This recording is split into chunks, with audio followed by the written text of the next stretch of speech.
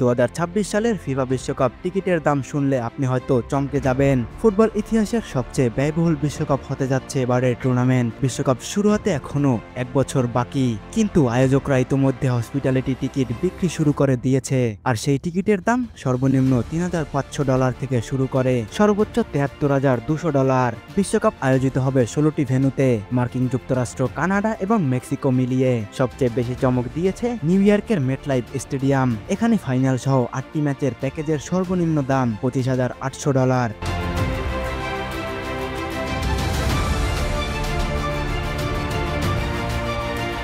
শুধু hospitality package না, group পর্বের সাধারণ ম্যাচের টিকিটের গড় মূল্য হবে প্রায় $305। তুলনামূলক কাতার বিশ্বকাপে মাত্র $11 ম্যাচ দেখার সুযোগ পেয়েছিলেন দর্শকরা। আর এ নিয়েই শুরু হয়েছে বিতর্ক।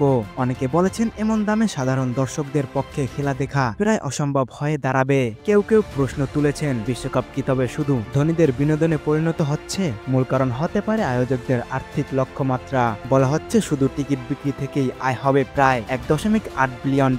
আগামী 11 জুন থেকে শুরু হচ্ছে ফুটবলের মহাযজ্ঞ, আর ফাইনাল হবে 19 জুলাই মেটলাইফ স্টেডিয়ামে। তো আপনি কি মনে করেন এই দামে টিকিট বিক্রি করা উচিত, নাকি বিশ্বকাপ হওয়া উচিত সকলের জন্য?